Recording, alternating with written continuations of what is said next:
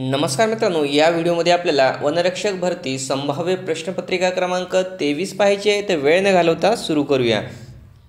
या ठिकाणी पहिला प्रश्न आहे, चंद्रपूर जिल्ह्यातील ताडोबा राष्ट्रीय उद्यान कोणत्या तालुक्यात आहे? भद्रावती. भारतीय राज्य वन अहवाल 2017 नुसार राज्यातील एकूण वन व वृक्षक्षेत्र राज्याच्या भौगोलिक क्षेत्राच्या रिकामी जागा टक्के एवढे आहे. तर 19.67% एवढे आहे. मेळघाटच्या व्याघ्र प्रकल्प या जिल्ह्यात वसलेला आहे. अमरावती. महाराष्ट्रातील कोणते राष्ट्रीय उद्यान सर्वात मोठे आहे? तर ते आहे मित्रांनो या ठिकाणी ताडोबा राष्ट्रीय उद्यान. त्यानंतर प्रियदर्शिनी इंदिरा गांधी राष्ट्रीय उद्यान कोणत्या राज्यामध्ये आहे? राजस्थान. सागरी अभयारण्य पुढीलपैकी कोणत्या ठिकाणी आहेत? सिंधुदुर्ग. राज्यात सध्या किती व्याघ्र प्रकल्प आहेत? या ठिकाणी मित्रांनो वनरक्षक सातारा 2012ला विचारला होता आणि त्यावेळेस याचं उत्तर होतं 6. याच्यामध्ये आता निश्चित बदल झालेला असणार, त्याचा अपडेट मी खाली कमेंट बॉक्समध्ये देईल मित्रांनो. त्यानंतर कान्हा अभयारण्य कोणत्या राज्यामध्ये आहे? तर ते आहे मध्य प्रदेश.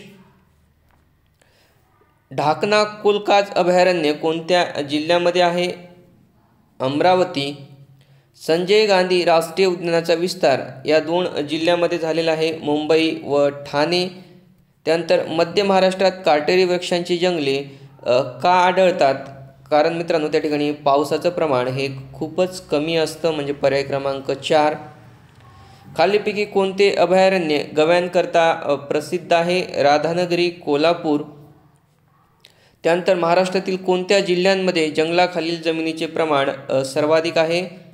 गडचिरोली.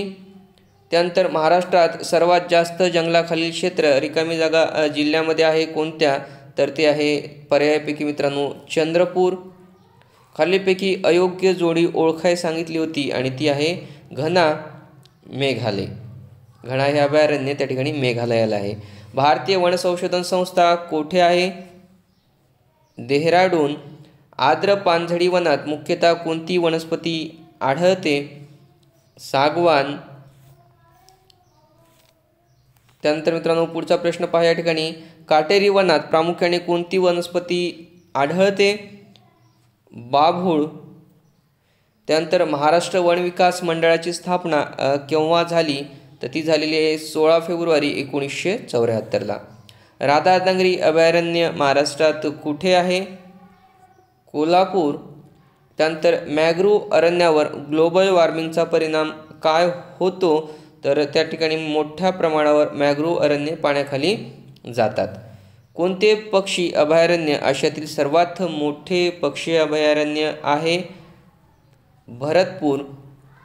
नवेगाव हा वन्य पशुपक्ष्यांनी समृद्ध असलेला प्रदेश कोणत्या जिल्ह्यात येतो?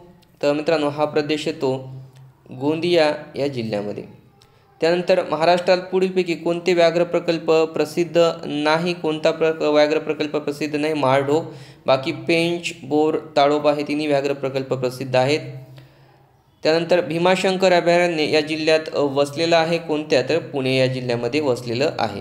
तर मित्रांनो अशा प्रकारे या ठिकाणी आपण वनरक्षक भरतीसाठी अतिशय महत्त्वाची अशी संभाव्य प्रश्नपत्रिका क्रमांक या ठिकाणी मित्रांनो 23वी पाहिली. यामध्ये काही सजेशन्स, काही करेक्शन्स असतील प्लीज कमेंट्समध्ये लिहा. व्हिडिओला लाईक व शेअर करायला विसरू नका आणि अशाच अपडेट्ससाठी मित्रांनो चॅनलला सबस्क्राईब करायला विसरू नका.